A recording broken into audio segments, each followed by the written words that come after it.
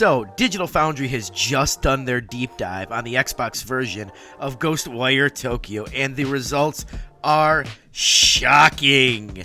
Before I get into that, do me a favor, hit that like button and consider subscribing to the channel.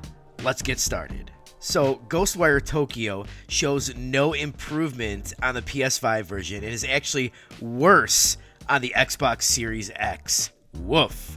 So in resolution mode, Xbox Series X is 1512p, whereas PlayStation 5 is 1620p.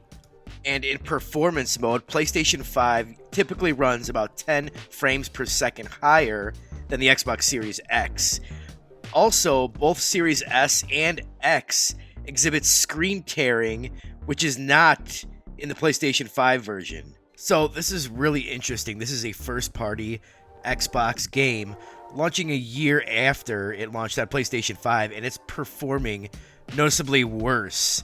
Now, I don't think this is the end of the world, but it's definitely not a good look for Xbox. This news, coupled with the Redfall 30 frames per second debacle, Xbox really needs to be careful that they don't get another narrative like they had in the Xbox One as the weaker console. If you remember, when the Xbox One first launched, Call of Duty was only 720p on Xbox, where it was 1080 on PlayStation, and that set the narrative for the generation that Xbox One was the weaker console. I'm really curious if they were just like, Ghostwire Tokyo isn't the biggest game, so they're not going to spend a ton of time optimizing it for Xbox Series X, and they thought they could probably just get away with it. Nobody would really pay attention.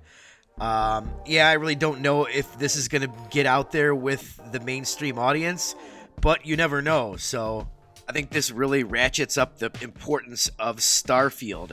In my opinion, Starfield is the biggest game in Xbox games history, the most important game. They need to knock it out of the park with that game. It's got to be great, and it has to perform well. It needs a 60 frames per second mode, or it's going to be big trouble for Xbox. People are going to start losing faith in the brand.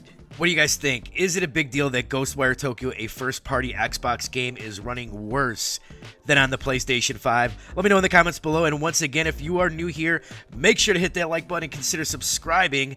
And I'll see you guys later. Thanks.